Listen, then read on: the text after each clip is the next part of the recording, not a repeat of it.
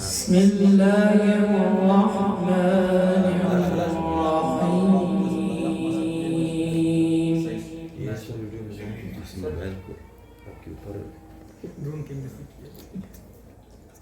يا أيها الذين آمنوا لا تحلوا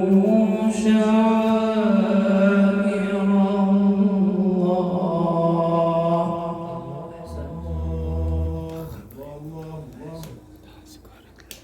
لا تحلوا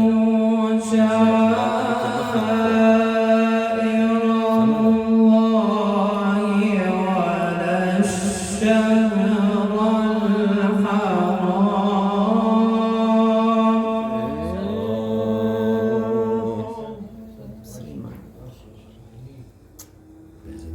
ولا الهدي ولا القلائد ولا آمين البيت الحرام ولا آمين البيت الحرام يبتغون فضلا من ربهم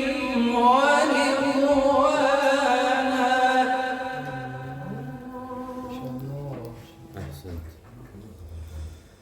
وإذا حللتم فاصطادوا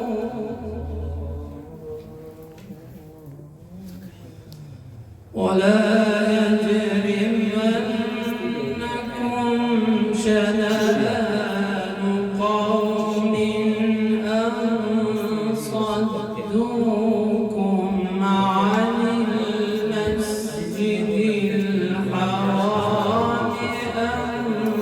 تعتدوا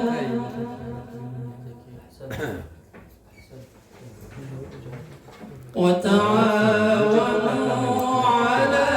البر والتقوى ولا تعاونوا على الإثم والعدوان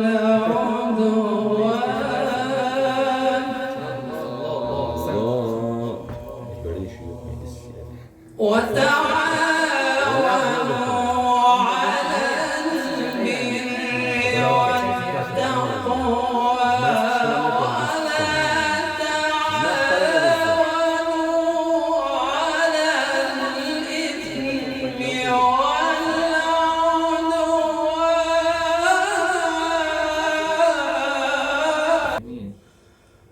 والتقوى ولا تعاونوا على الإثم والعدوان واتقوا الله إن الله شديد العقاب